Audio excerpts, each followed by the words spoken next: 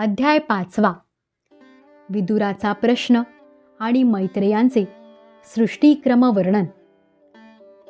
श्री शुकदेव म्हणाले, हरिद्वाराला राहणाऱ्या परमज्ञानी मैत्रेयांकडे भगवत भक्तीने अंतःकरण शुद्ध झालेला विदुर गेला आणि त्यांच्या सौजन्याने मन प्रेमाने भरून येऊन त्याने त्यांना विचारले. विदुर म्हणाला, भगवन, सर्व संसारी लोक सुखप्राप्तीसाठी कर्म करतात, परंतु त्यांना सुख मिळत नाही आणि त्यांचे दुःखही दूर होत नाही. उलट कर्मांमुळे त्यांच्या दुःखात वाढच होते.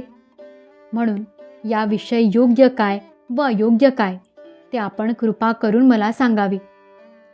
आपल्या दुर्भाग्यामुळे जे लोक भगवान श्रीकृष्णांपासून दूर असतात, अधर्माचे आचरण करतात आणि अत्यंत दुःखी आहेत, अशांच्यावर कृपा करण्यासाठीच आपल्यासारखे भाग्यवान भगवत भक्त पृथ्वीवर संचार करतात. साधू शिरोमणे, आपण मला शांती देणाऱ्या अशा साधनाचा उपदेश करा की ज्यानुसार आराधना केल्याने भगवान भक्तांच्या भक्तीने पवित्र हृदयात विराजमान होतात आणि आपल्या स्वरूपाचा प्रत्यक्ष अनुभव करून देणाऱ्या सनातन ज्ञानाचा उपदेश करतात.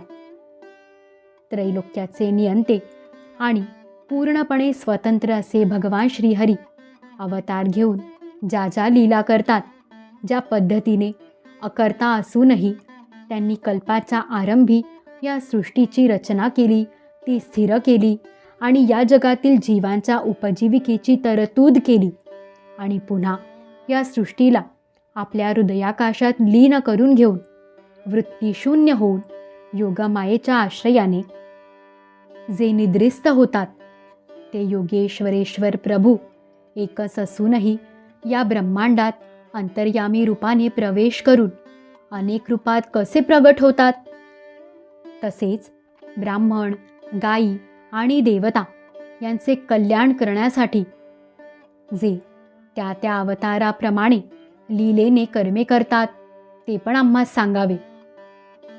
सर्व यशस्वी पुरुषांचे मुकुटमणी असलेल्या श्रीहरींच्या लीलामृताचे कितीही पान केले तरी आमचे मन तृप्त होत नाही.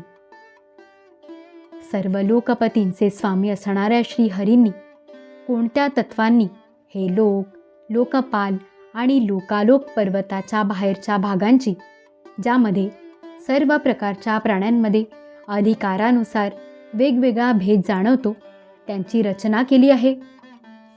ब्राह्मण श्रेष्ठ, त्या विश्वकर्त्या स्वयंभू श्री नारायणांनी आपल्या प्रजेचा स्वभाव, कर्म, रूप आणि नामभेद यांची कोणत्या प्रकारे रचना केली? भगवन, उच्च नीच वर्णांचे धर्म मी श्री व्यासांच्या मुखातून अनेक वेळा ऐकले आहेत, परंतु श्रीकृष्ण कथामृताच्या प्रवाहाशिवाय इतर तुच्छ सुख देणारे धर्म ऐकण्याची इच्छा आता मला उरली नाही. त्या तीर्थरूप श्रीहरींचे गुण ऐकून कुणाची तृप्ती होईल? नारदांसारखे महात्मे आपल्यासारख्या साधूंच्या समाजात त्यांचे गुण गातात आणि ते गुणगान जेव्हा मनुष्याच्या कर्णरंध्रात प्रवेश करते, तेव्हा त्यांची संसार चक्रात गुरफटून टाकणारी गृहस्थ धर्माची आसक्ती नाहीशी होते. भगवन, आपले परममित्र मुनिवर व्यासांनी सुद्धा भगवंतांच्या गुणांचे वर्णन करण्याच्या इच्छेनेच महाभारताची रचना केली. त्यात त्यांनी विषयसुखांचा उल्लेख करीत मनुष्यांची बुद्धी भगवंतांच्या कथेकडे आकर्षित केली आहे. ही भगवत कथेची गोडी श्रद्धाळू पुरुषाच्या हृदयात जेव्हा वाढू लागते, तेव्हा ती त्याला अन्य विषयांपासून विरक्त करते. तो भगवत चरणांच्या अखंड चिंतनाने आनंदित होत जातो आणि त्या पुरुषाच्या सर्व दुःखांचा तत्काळ नाश होतो.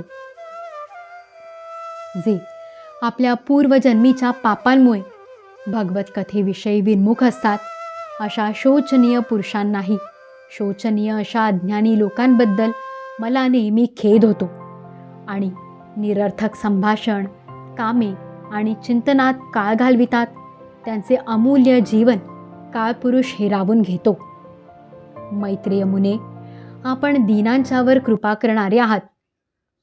भुंगा जसा फुलांतील मध काढून घेतो, त्याचप्रमाणे या लौकिक कथांमधून सारभूत असलेल्या परमकल्याणकारी पवित्र कीर्ती श्रीहरींच्या निवडक कथा आमच्या कल्याणासाठी आम्हाला सांगा. त्या सर्वेश्वर भगवंतांनी संसाराची उत्पत्ती, स्थिती आणि संहार करण्यासाठी आपल्या मायाशक्तीचा स्वीकार करून रामकृष्णादी अवतारांच्या द्वारा ज्या अनेक अलौकिक लीला केल्या, त्या सर्व मला सांगाव्यात. श्री शुकदेव म्हणतात, जीवांचे कल्याण होण्याच्या हेतूने विदुराने जेव्हा अशी प्रार्थना केली, तेव्हा मुनिश्रेष्ठ भगवान मैत्रेयांनी त्याची प्रशंसा करीत म्हटले. मैत्रेय म्हणाले, साधू स्वभाव विदुरा, सर्व जीवांवर अनुग्रह करण्यासाठी आपण ही फार चांगली गोष्ट मला विचारली. तुझे चित्त नेहमी भगवत चरणीच लागलेले असते, यामुळेच तुझी कीर्ती सर्वत्र पसरली आहे. तू श्री व्यासांचा औरसपुत्र असल्याने अनन्य भावाने सर्वेश्वर श्रीहरीचा आश्रय केलास, यात काही आश्चर्य नाही. तू प्रजेला शासन करणारा भगवान यमच आहेस. मांडव्य ऋषींच्या शापामुळे श्री व्यासांचा भाऊ विचित्र वीर्य याच्या दासीच्या गर्भातून श्री व्यासांपासून तुझा जन्म झाला आहे. श्री भगवंत आणि त्यांचे भक्त यांना तू नेहमीच प्रिय आहेस. म्हणूनच निजधामाला जातेवेळी भगवंतांनी तुला ज्ञानोपदेश करण्याची मला आज्ञा केली आहे.